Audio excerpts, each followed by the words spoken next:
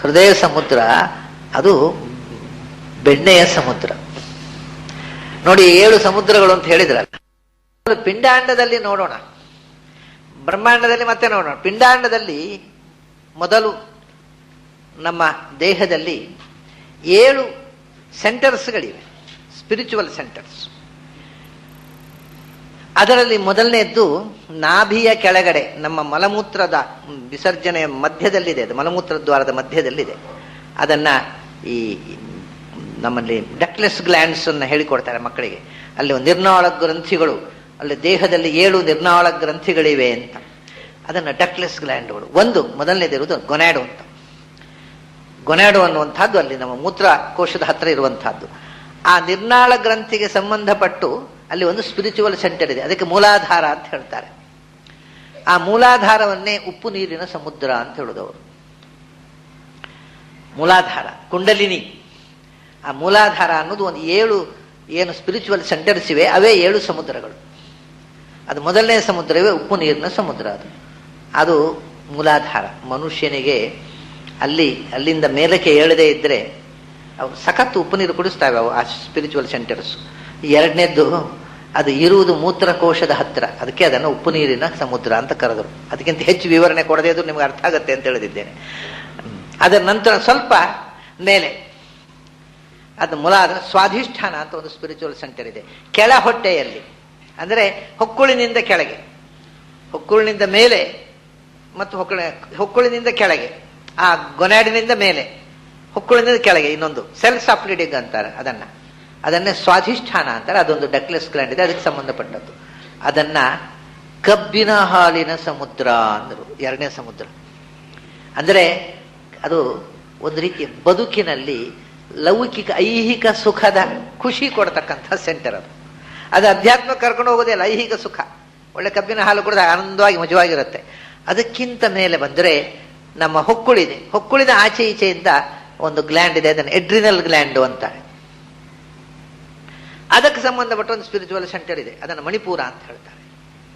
ಆ 3ನೇ ಸೆಂಟರ್ ಅನ್ನ ಕಳ್ಳಿನ ಸಮುದ್ರ ಅಂತ ಕರೆದರು. ಕಳ್ಳಿನ ಸಮುದ್ರ ಇಲ್ಲೇ ಇದೆ, ನಮ್ಮ ಹೊಟ್ಟೆಯಲ್ಲೇ ಇದೆ. ಹೊರಗಿಂದ ಒಳಗೆ ಕಳಿಸ್ಬೇಕಾಗಿಲ್ಲ ಕಳ್ಳು, ಒಳಗಿಂದ ಕಳ್ಳಿನ ಸಮುದ್ರವೇ ಇದೆ. ಅಂದ್ರೆ ಕಾಮದ ಅಮಲಿನ ಸುಖವನ್ನು ಕೊಡುವ ಸಮುದ್ರ ಅದು, ಅಮಲು ಬರೆಸುವಂಥದ್ದು. ಮನುಷ್ಯನನ್ನ ಐಹಿಕದ ಸುಖದ ಅಮಲಿನಲ್ಲಿ ಮುಳುಗಿಸುವಂತಹದ್ದು. ಅಲ್ಲಿ ತನಕ ಅಧ್ಯಾತ್ಮದ ಸಾಧನೆ ಇಲ್ಲ. ಇವೆಲ್ಲ ಕೆಲಸ ಇವು ನಿರಂತರ ಕೆಲಸ ಮಾಡ್ತಾ ಇವೆ ಈ ಸೆಂಟರ್ಸ್ಗಳು. ಅಲ್ಲಿಂದ ಮೇಲಕ್ಕೆ ಹೋದಾಗ 4ನೇ 3 ಸೆಂಟರ್ಗಳು ಕೆಳಗಿನ ಆಗೋಯ್ತು ಈಗ. ಅದರಿಂದ 4ನೇ ಸೆಂಟರಿಗೆ ಬರಬೇಕು. ಅದು ಹೃದಯ ಸಮುದ್ರ.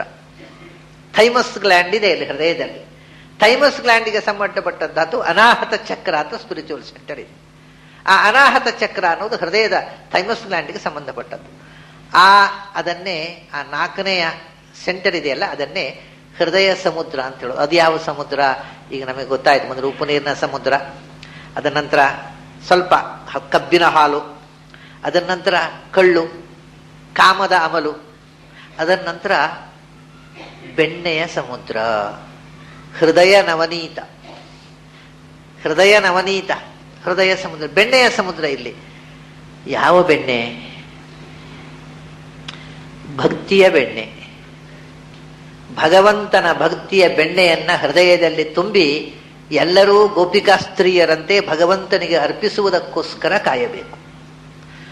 ಆ ಭಕ್ತಿಯ ನವನೀತ ಹೃದಯದಲ್ಲಿ ತುಂಬಿತ್ತು ಅಂತ ಗೋಪಿಕಾ ಸ್ತ್ರೀಯರ ಮನೆಗೆ ಕೃಷ್ಣ ಹೋದ ಬೆಣ್ಣೆ ಕದೀಲಿಕ್ಕೆ. ಇದು ಬರೇ ಗೋಪಿಕಾ ಸ್ತ್ರೀಯರು ಮಾತ್ರ ಅಲ್ಲ, ಪ್ರತಿಯೊಬ್ಬ ಭಕ್ತನು ಹೃದಯದಲ್ಲಿ ಬೆಣ್ಣೆ ತುಂಬಿ ಗೋಪಿಕಾ ಸ್ತ್ರೀ ಆಗಬೇಕು. ಭಗವಂತನು ಬಂದು ಯಾವಾಗ ಅದನ್ನು ಕದೀತಾನೆ ಅಂತ ಕಾಯ್ತಾ ಕೂಡಬೇಕು. ಅವರ ಆಸೆ ಈಡೇರುವುದಕ್ಕೋಸ್ಕರ ಭಗವಂತ ಬಂದು ಅದನ್ನು ಸ್ವೀಕಾರ ಮಾಡ್ತಾನೆ. ಅದೇ ಬೆಣ್ಣೆ ಕದಿಯುವ ಕಥೆ.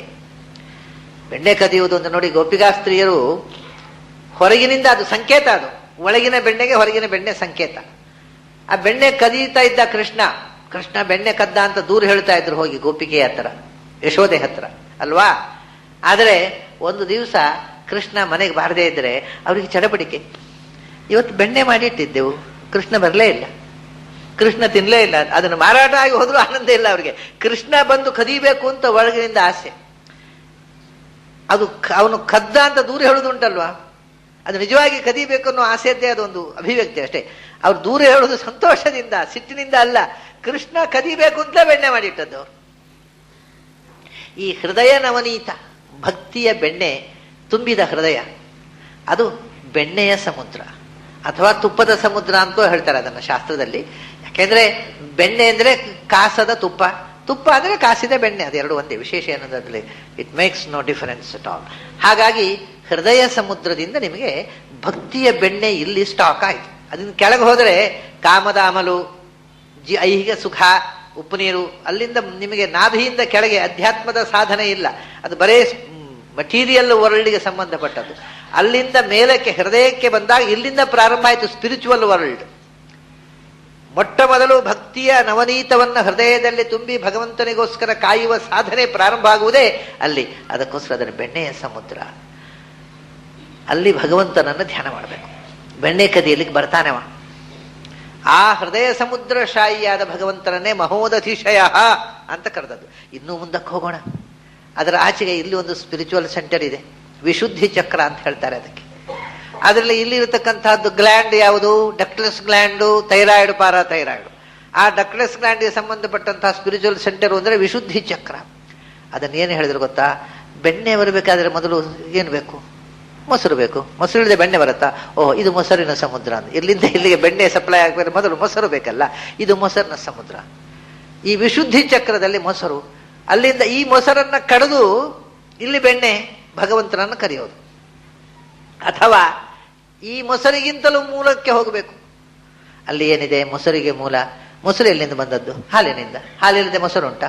ಹಾಲಿಗೆ ಹೆಪ್ಪು ಹಾಕಿ ತಾನೆ ಮೊಸರು ಆಗೋದು, ಮೊಸರು ಕಡಿದು ತಾನೆ ಬೆಣ್ಣೆ ಬರೋದು. ಸೊ ಬೆಣ್ಣೆಯ ಪೂರ್ವ ರೂಪ ಕ್ಷೀರ ಸಮುದ್ರ ಇಲ್ಲಿದೆ ಭೂಮಧ್ಯದಲ್ಲಿ. ಸೊ ಈ ಮೊಸರಿನದ್ದು ಮೂಲ ಸಮುದ್ರ ಇಲ್ಲಿದೆ. ಇದು ಯಾವುದಿದು? ಇದನ್ನು ಆಜ್ಞಾಚಕ್ರ ಅಂತ ಕರೀತಾರೆ. ಇದು ಯಾವುದು? Ductless gland. ಅದಕ್ಕೆ ಇದರ ಗ್ಲ್ಯಾಂಡ್ ಇಲ್ಲಿದೆ. ಮಿದುಳಿನ ಕೆಳಗಡೆ ಪೈನಿಯಲ್ ಗ್ಲ್ಯಾಂಡ್ ಅಂತ ಒಂದಿದೆ, ಡಕ್ಲೆಸ್ ಗ್ಲ್ಯಾಂಡು. ಅದಕ್ಕೆ ಸಂಬಂಧಪಟ್ಟ ಸ್ಪಿರಿಚುವಲ್ ಸೆಂಟರ್ ಇರುವುದು ಇಲ್ಲಿ. ಇದು ಕ್ಷೀರ ಸಮುದ್ರ. ಸೊ ಭ್ರೂಮಧ್ಯದಲ್ಲಿ ಭಗವಂತನನ್ನು ಕಾಣುವಂತಹದ್ದು ಕ್ಷೀರ ಸಮುದ್ರ ಶಾಯಿಯಾದ ಭಗವಂತನ ದರ್ಶನ. ಇದು ಒಂದು ಮಹೋದಧಿಶಯ. ಭ್ರೂಮಧ್ಯದಲ್ಲಿ ಭಗವಂತನ ದರ್ಶನ. ನೋಡಿ, ಇಲ್ಲಿ ಕ್ಷೀರ ಸಮುದ್ರ ಇದೆ. ಈ ಕುಂಡಲಿನಿ ಅಂತಕ್ಕಂಥದ್ದು ಜಾಗೃತವಾಗಬೇಕು. ಭಗವಂತ ಇಲ್ಲಿ ತನಕ ಆ ಕುಂಡಲಿನಿ ಶಕ್ತಿ ಜಾಗೃತವಾದರೆ ಇಲ್ಲಿ ದರ್ಶನ. ಆ ಕುಂಡಲಿನಿ ಅನ್ನುವುದೇ ಹಾವು, ಶೇಷ. ಕುಂಡಲಿನಿಯ ಶೇಷ ಹೆಡೆ ಅರಳಿ ನಿಂತಾಗ ಈ ಕ್ಷೀರ ಸಮುದ್ರದಲ್ಲಿ ಕಾಣುವ ಶೇಷಶಾಹಿಯ ದರ್ಶನವೇ ಮಹೋದಧಿಶಯ. ಇದು ಒಂದು ಸಮುದ್ರ. ಅದರ ಆಚೆಗೆ ಮತ್ತೆ ಸಹಸ್ರಾರದಲ್ಲಿ ಪಿಚ್ಯುಟರಿ ಗ್ಲ್ಯಾಂಡು, ಅದಕ್ಕೆ ಸಂಬಂಧಪಟ್ಟಿರತಕ್ಕಂಥ ಡಕ್ಲೆಸ್ ಗ್ಲ್ಯಾಂಡು. ಆ ಸಹಸ್ರಾರದಲ್ಲಿ ನೆಲೆಸಿರತಕ್ಕಂಥ ಸಮುದ್ರ ಅಂದರೆ ಅಮೃತ ಸಮುದ್ರ. ಹೀಗೆ ಈ 7 ಸಮುದ್ರಗಳಲ್ಲೂ ಭಗವಂತ ಇದ್ದಾನೆ. ಪುರಂದರದಾಸರು ಒಂದು ವಿಚಿತ್ರವಾದ ಹಾಡು ಹೇಳ್ತಾರೆ, ತಿರುಪತಿ ತಿಮ್ಮಪ್ಪನ ಎದುರು. ಅದೇನು ಅಂದ್ರೆ 7 ಬೆಳಗಾಯಿತೇಳು ಏನು ಮಾಡಬೇಕು? 7 ಸಮುದ್ರ ಮಥನವ ಮಾಡುವಂತ. ಯಾಕೆ ಸಮುದ್ರ ಮಥನ ಮಾಡುವ? ಆಗೋಯ್ತಲ್ಲ.